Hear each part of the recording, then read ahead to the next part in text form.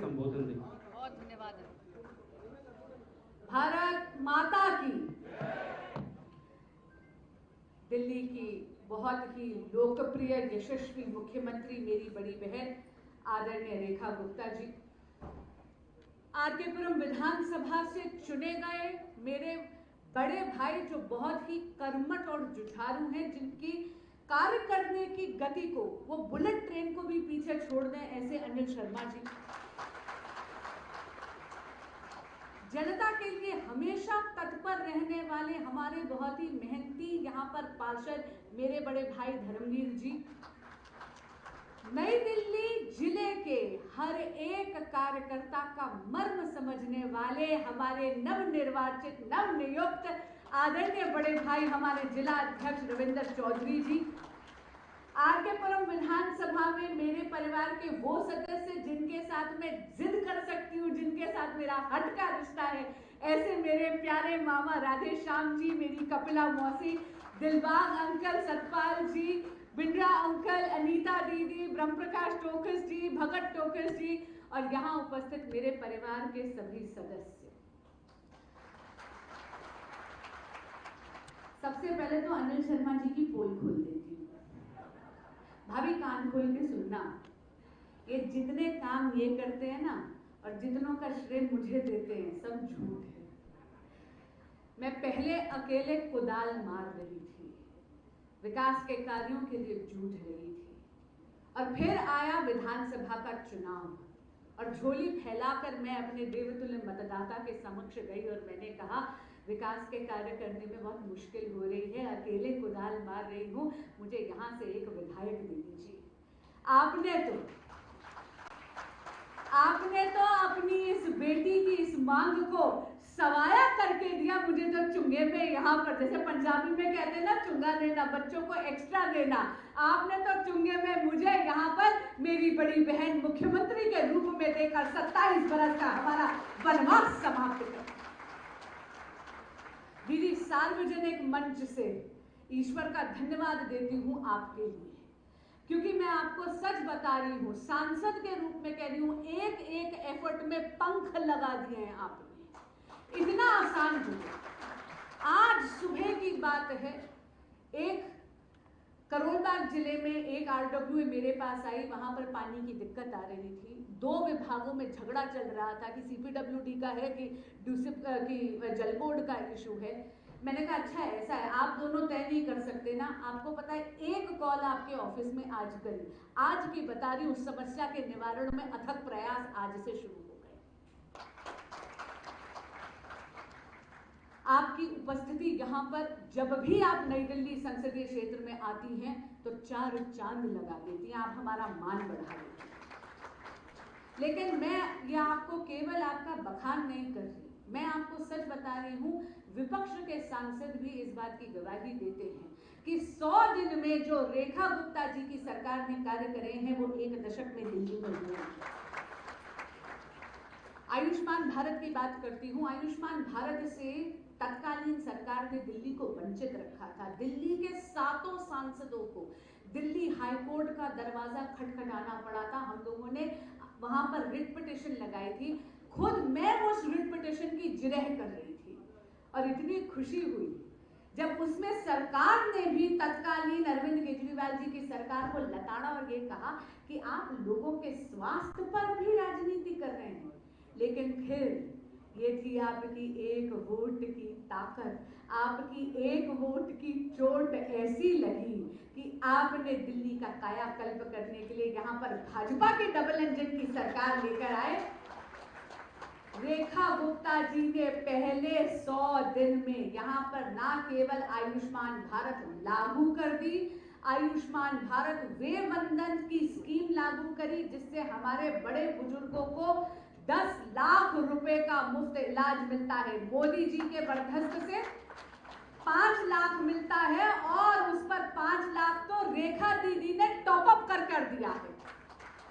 दीदी आपको सच कह रही हूँ, कचहरी में जाकर किसी भी पिटिशन को विड्रॉ करते हुए इतनी खुशी नहीं हुई जितनी आयुष्मान भारत को विड्रॉ करते हुए, क्योंकि हमने कहा दिल्ली वालों का बेड़ा पार, यहाँ पर आ गई है हमारी यशस्वी मुख्यमंत्री, जिसके ममत्व और वात्सल्य की छाया में अब दिल्ली पनप रही है। 11 साल बेमिसाल। एक प्रदर्शनी लगाई है, समय निकाल कर जाइएगा जरूर। मैं बहुत लंबा भाषण नहीं दूंगी क्योंकि मैं जानती हूँ कि आप उत्सुक हैं दीदी को सुनने के लिए, लेकिन एक बात आपको जरूर बताऊंगी। 2014 और 2014 के बाद के भारत में अंतर। 2014 से पहले जब आप कश्मीर की भूमि पर जाते थे, तिरंगा फहराने के लिए वो अपने आप में एक चुनौती बन गया था। हम जानते हैं कि भारतीय जनता पार्टी के कार्यकर्ताओं को न केवल अरेस्ट करा गया, उनको तब की कश्मीर की पुलिस ने 2014 से पहले तिरंगा लाल चौक पर फहराने के लिए निर्ममता से पीटा।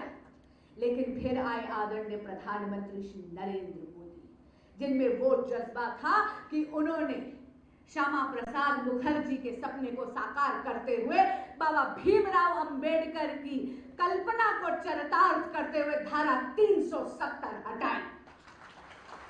और अब हम सबने देखा जून के महीने में चिनाब रिवर पर विश्व का सबसे ऊंचा रेलवे आर्च ब्रिज बनाया और वहां पर तिरंगा हाथ में लिए उस ब्रिज की लेंथ और ब्रेथ हमारे यशस्वी प्रधानमंत्री श्री नरेंद्र मोदी लेकर घूम रहे थे। ये है 11 साल बेमिसाल। फ्रैजाइल 5 में थे, 11वें नंबर की इकोनॉमी थे, कोई पूछता नहीं था। अरे 11 साल में जापान को पीछे छोड़ते हुए हमें विश्व की चौथी सबसे बड़ी अर्थव्यवस्था वैश्विक पटल पर बना दिया। ये है 11 साल बेमिसाल।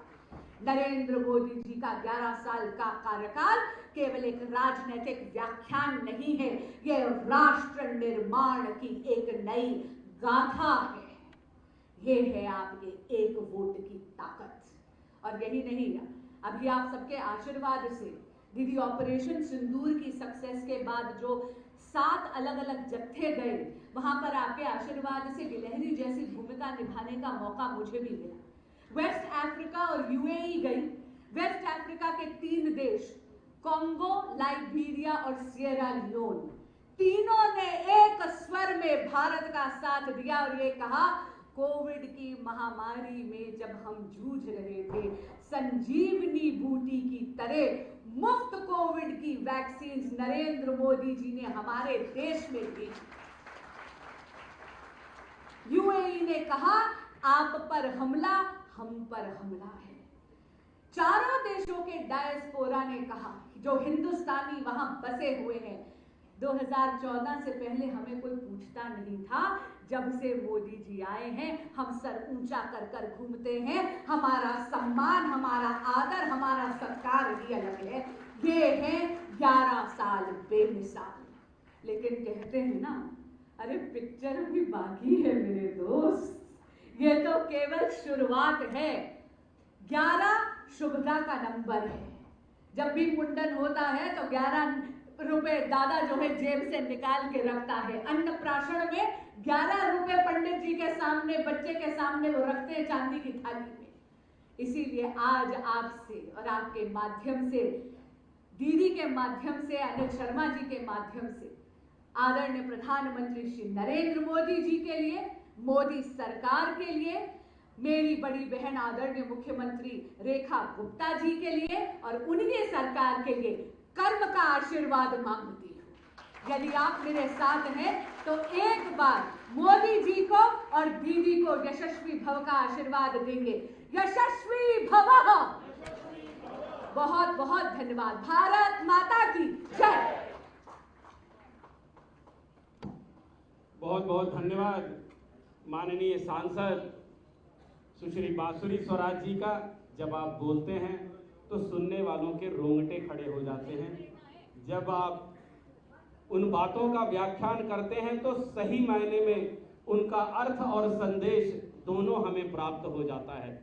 तो कहीं ना कहीं आप इस क्षेत्र के लिए, हमारे लिए गौरवमयी हैं। जब आप पार्लियामेंट में बोलती हैं तो लगता है हमने सही वोट दिया था।